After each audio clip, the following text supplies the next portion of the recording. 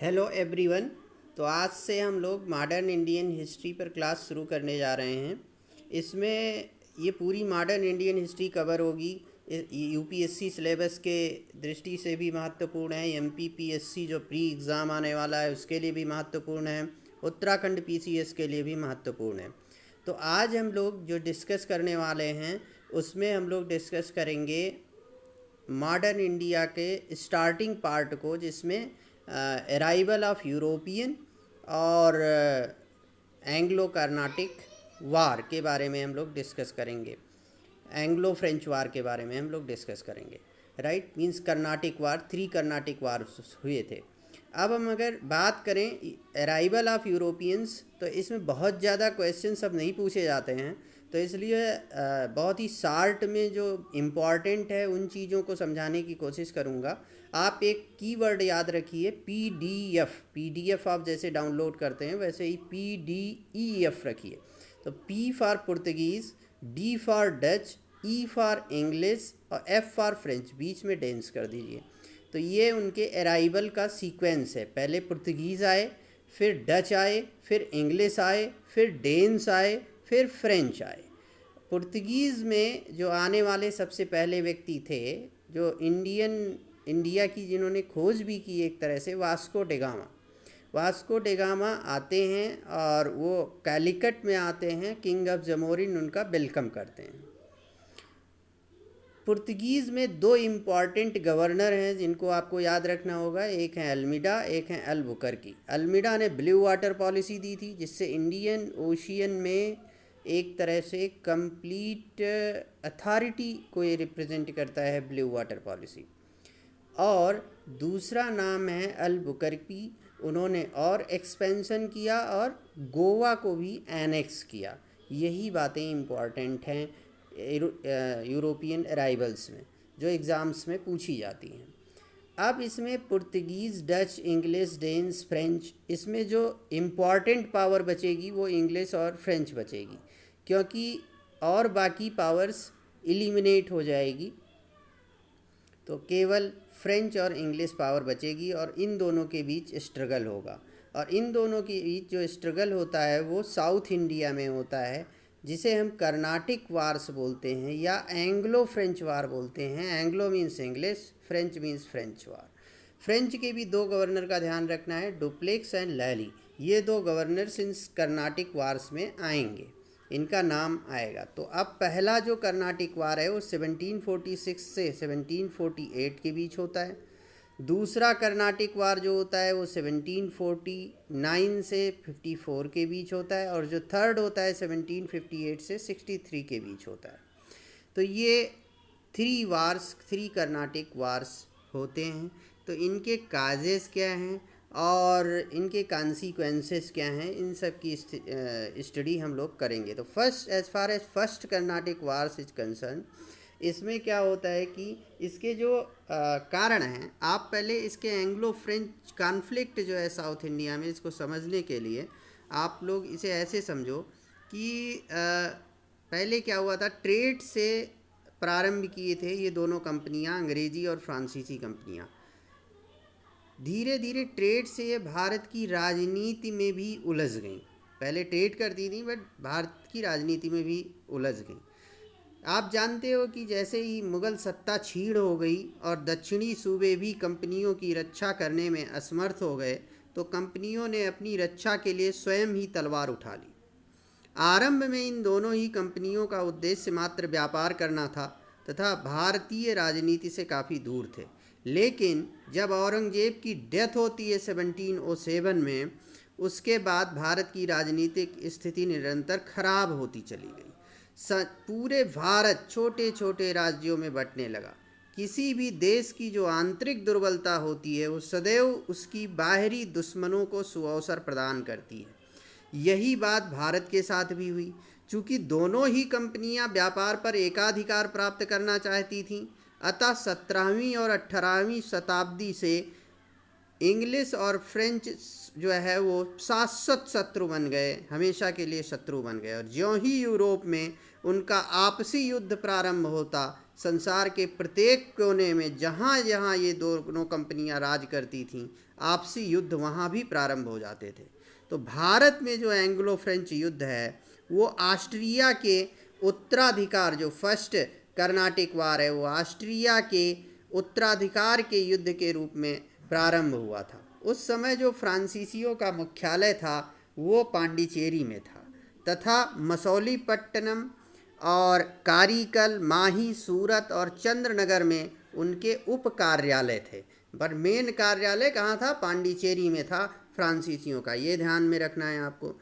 दूसरी ओर जो अंग्रेज़ों का मुख्य कार्यालय था वो 3 जगह था, मद्रास, मुंबई और कलकत्ता, और अनेक उप कार्यालय भी थे, बट ये 3 मुख्य कार्यालय कहाँ कहाँ? मद्रास, मुंबई, कलकत्ता। तो अंग्रेज एवं फ्रांसीसियों के मध्य अब भारत में जो संघर्ष प्रारंभ होता है वो कर्नाटिक में प्रारंभ होता है। अब हम फर्स्ट कर्नाटिक वार की डिस्कशन करते हैं। ये मैंने आपको बैकग्राउंड दिया है कि किस बैकग्राउंड में कर्नाटिक वार स्टार्ट होता है। अब हम फर्स्ट कर्नाटिक वार का डिस्कशन करते हैं। ये 1746 से 1748 के बीच होता है, और इसका जो मेन रीजन होता है, इसके बहुत सारे रीजन हैं। आप जानते हो कर्नाटिक उस समय हैदराबाद सूबे का अंग था, और यहीं पर अंग्रेज़ों और फ्रांसीसियों का युद्ध हुआ था। और इस युद्ध के जो कारण थे फर्स्ट कर्नाटिक वार के, उसमें पहला कारण तो कॉमर्शियल राइवलरी था, व्यापारिक प्रतिद्वंदिता, और दूसरा कारण जो था वो था 1740 ईस्वी में यूरोप में जो युद्ध होता है उसका, वहाँ पे कौन सा युद्ध होता है? Austrian succession, war of succession in Austria 1740 में होता है। तो वहाँ पे ऑस्ट्रियन उत्तराधिकार का युद्ध शुरू हुआ, और इस युद्ध का प्रभाव जो है भारत में स्थित अंग्रेज़ों और फ्रांसीसियों पर भी हुआ।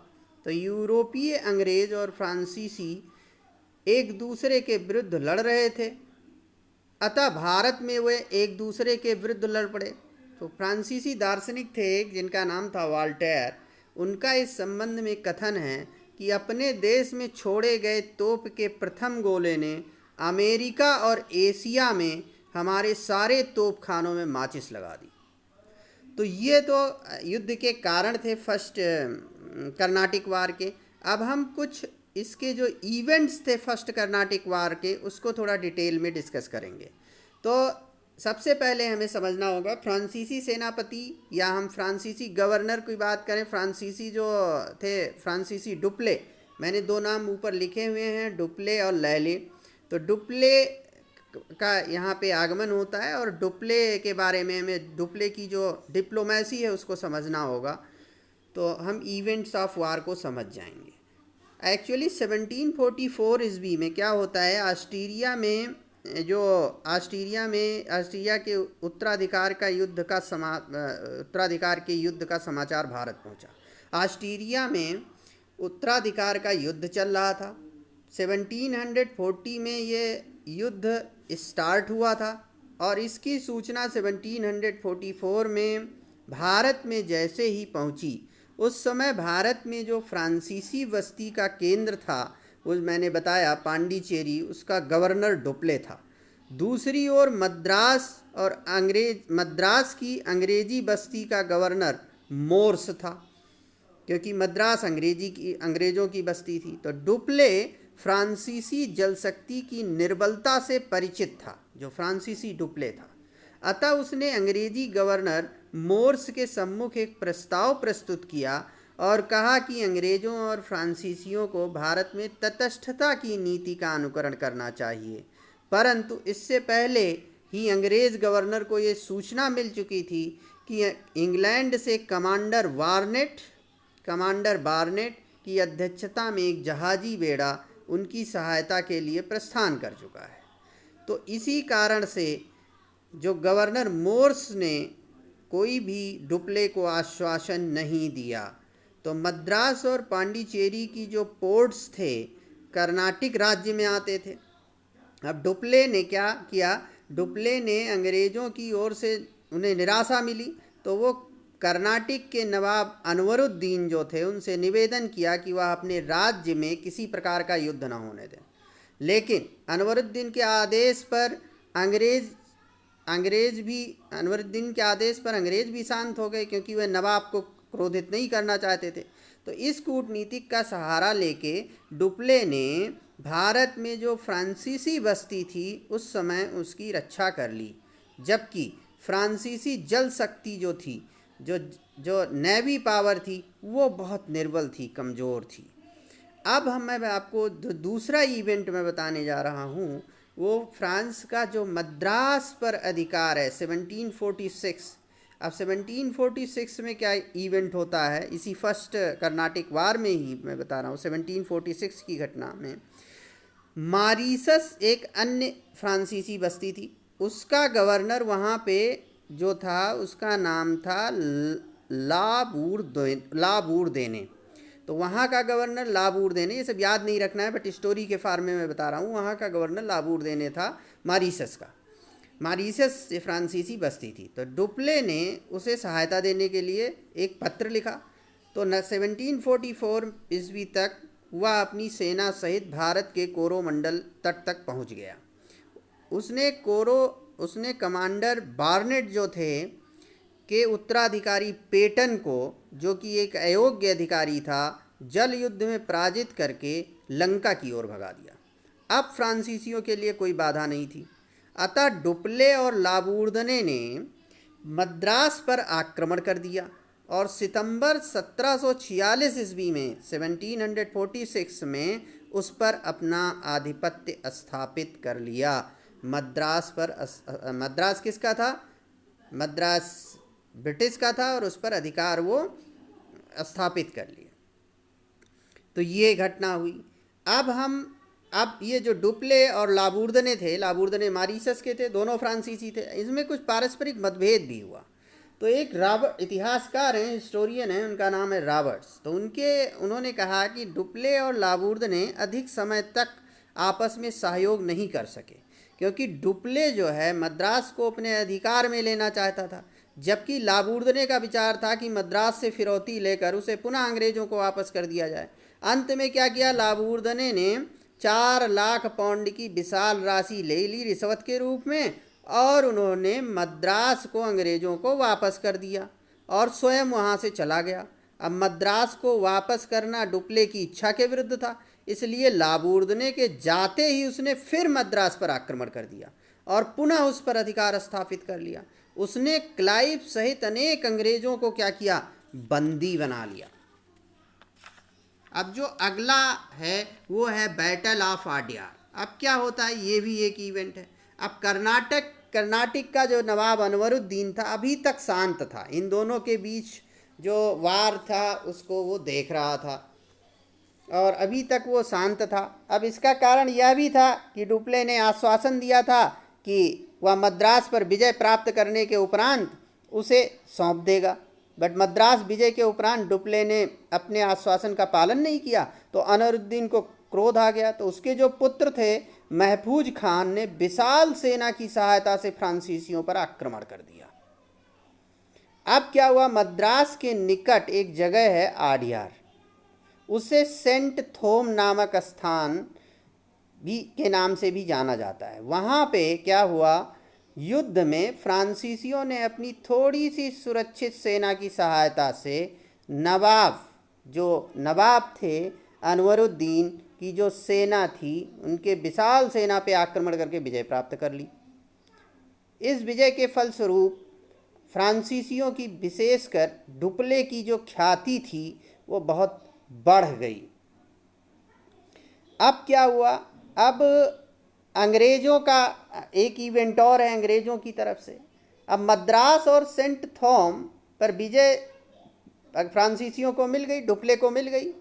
तो क्या हुआ, उसने फिर उससे उत्साहित होकर के डुप्ले ने जब पांडिचेरी के साउथ में स्थित अंग्रेज़ों की एक अन्य बस्ती थी जिसे हम बोलते हैं फोर्ट सेंट डेविड, उस पर अधिकार करने का प्रयास किया, परंतु 1.5 वर्ष के घेरे के उपरांत भी डुप्ले उस पर अपना अधिकार स्थापित नहीं कर सका। कारण क्या था कि इस बीच इंग्लैंड से अंग्रेज़ों के लिए सहायता पहुंच गई थी। अतः इस सहायता से उत्साहित होकर अंग्रेज़ों ने उत्तर में आगे बढ़कर पांडिचेरी को घेर लिया, परंतु अंग्रेज़ों के भी जो प्रयास थे वो असफल रहे। तो अंत में उन्हें विवश होकर सेंट डेविड ही वापस लौटना पड़ा। अब क्या होता है, युद्ध का जो अंत होता है, ये लास्ट इवेंट है फर्स्ट कर्नाटिक वार में, वो एक्स-ला-सापेल की संधि से होता है। वो 1748 में संधि होती है। इधर भारत में क्या था, दोनों पक्ष फ्रांस और इंग्लैंड युद्ध में व्यस्त थे।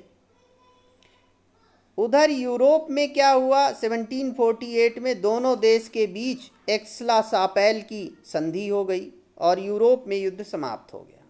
परिणाम स्वरूप क्या हुआ कि उन्हें भारत में भी युद्ध समाप्त करना पड़ा। और इस संधि के अनुसार क्या था, अंग्रेज़ों को भारत में मद्रास, मैंने रेड पेन से लिखा हुआ है, मद्रास, अंग्रेज़ों को मद्रास वापस करना पड़ा इस संधि के अनुसार। और फ्रांसीसियों को उत्तरी अमेरिका में लुइसबर्ग पुनः प्राप्त हो गया। लुइसबर्ग कहाँ पे, नॉर्थ अमेरिका में। अब ये चीज़ थी फर्स्ट कर्नाटिक वार के बारे में। अब जो सेकेंड कर्नाटिक वार है वो 1749 से 54 के बीच होता है। फर्स्ट कर्नाटिक वार का जो रीजन था, वार of succession in Australia, outside region था।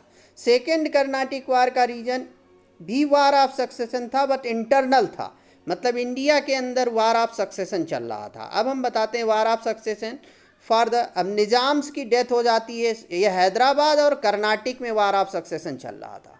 अब निज़ाम की डेथ हो जाती है हैदराबाद में, तो दो क्लेमेंट हो जाते हैं, एक मुजफ्फर जंग और नासिर जंग।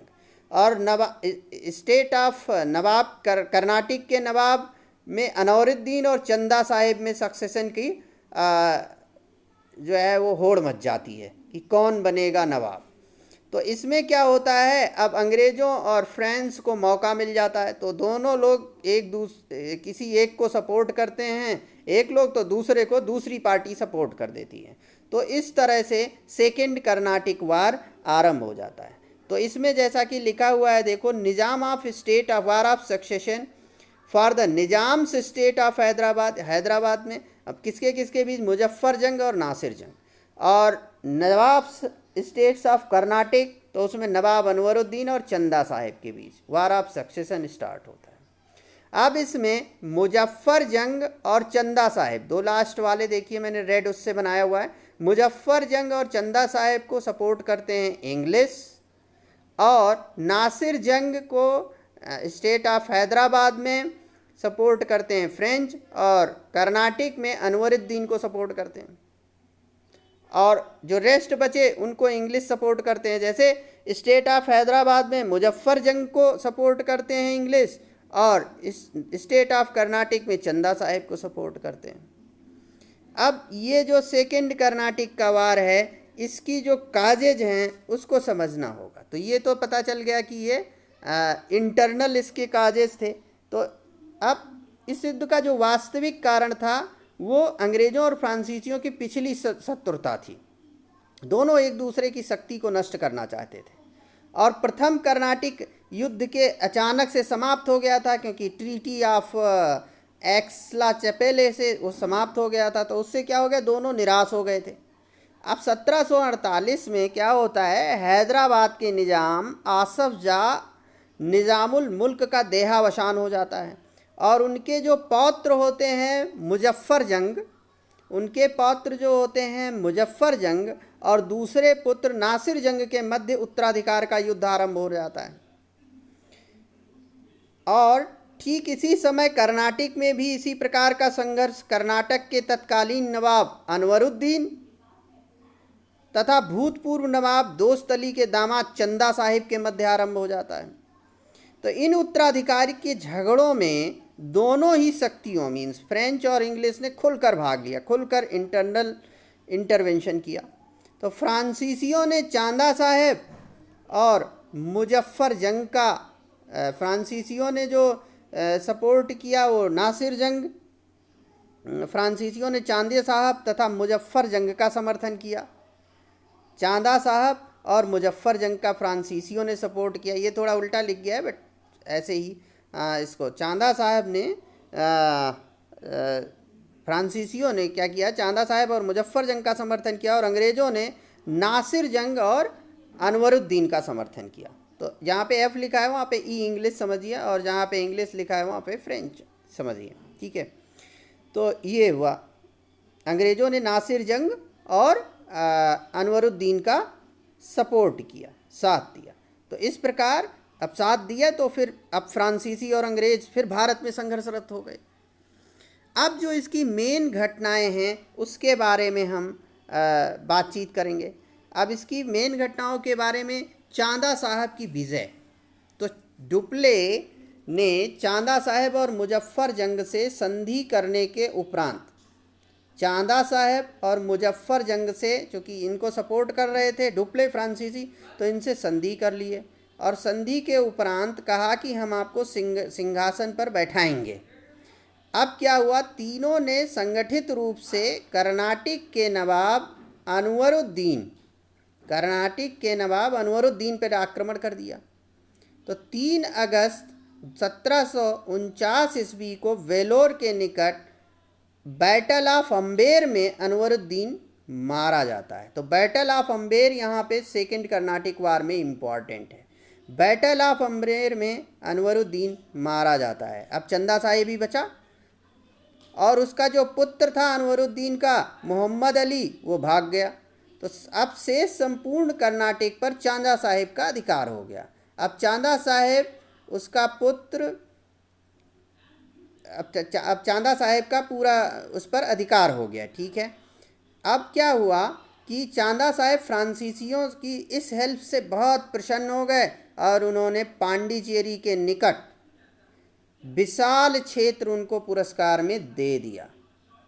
तो ये एक इवेंट बहुत इम्पॉर्टेंट है जिसको मैंने आपको बताया। अब इसमें एक जो है वो ट्रीटी ऑफ पांडिचेरी भी होती है, वो ट्रीटी ऑफ पांडिचेरी, बट वो इनकम्प्लीट होती है, इनकंक्लूसिव वार है। एक्चुअली क्या होता है, 1755 ईस्वी में दोनों के बीच पांडिचेरी की संधि हो जाती है और ये दूसरा युद्ध समाप्त हो जाता है। बट इस संधि के अनुसार अंग्रेज़ों और फ्रांसीसियों दोनों ही कंपनियों ने आश्वासन दिया कि वे भारतीय राज्यों के आंतरिक मामलों में वह हस्तक्षेप नहीं करेंगी। तो ये कंपनियों ने आश्वासन दिया, ध्यान रखना। तो अब चूँकि ये इंटरनल मैटर में इन्वॉल्व हो रहे थे तो कहे कि अब इंटरनल मैटर में हम इन्वॉल्व नहीं होंगे। अब दोनों ही पक्षों ने एक दूसरे के विजित प्रदेशों को भी वापस कर दिया। तो बुस्से का हैदराबाद में रहना स्वीकार कर लिया गया। अब इसके अतिरिक्त क्या हुआ, दोनों पक्षों ने भारतीय शासकों द्वारा प्रदत्त पदवियों और उपाधियों का परित्याग कर देने का भी आश्वासन दे दिया। अब यह संधि अस्थायी मानी जाएगी अगर यूरोप के दोनों देशों की सरकारें इस संधि को स्वीकार कर लें, मगर यूरोप की दोनों देशों की सरकारों ने इस संधि ट्रीटी ऑफ पांडिचेरी को नहीं स्वीकार किया। इसीलिए ये वार इनकंक्लूसिव वार भी कही जाती है। एग्जाम में कई बार पूछा गया कौन सी वार इनकंक्लूसिव रही है, तो ये सेकेंड कर्नाटिक वार है। अब इसमें क्या किया, यूरोप में दोनों देशों की सरकारों ने इसको स्वीकार नहीं किया क्योंकि 1755 ईस्वी में फ्रांस तथा इंग्लैंड के मध्य सप्तवर्षीय युद्ध प्रारंभ हो गया। तो दोनों शक्तियां पुनः संघर्षरत हो गईं। तो पांडिचेरी संधि की कटु आलोचना की जाती है। प्रायः यह कहा जाता है कि फ्रांसीसी जो गवर्नर थे उन्होंने फ्रांसीसी हितों को न्यौछावर करके डुप्ले की सफलताओं को समाप्त कर दिया। तो ये चीज़ें थी जो सेकेंड कर्नाटिक वार में इम्पॉर्टेंट थी, उसको मैंने बता दिया। ये एग्ज़ाम में ये सारी चीज़ें आती हैं। अब जो थर्ड कर्नाटिक वार था वो उसका काज था 7 years of war in Europe. ये भी इसका एक्सटर्नल काज था। सेकेंड कर्नाटिक वार का इंटरनल काज, फर्स्ट का और थर्ड का एक्सटर्नल काज था। 7 years of war in Europe होता है और 1757 में आप जानते हो ये थर्ड कर्नाटिक वार 1758 से 63, बट 1757 में बैटल ऑफ प्लासी होता है और उसमें ईस्ट इंडिया कंपनी ओन करती है, जीत लेती है, तो उसे वास्ट रिसोर्सेज ऑफ बंगाल मिल जाता है। प्लस क्या होता है, नेवी और आर्मी ब्रिटेन से हेल्प के लिए आ जाती है।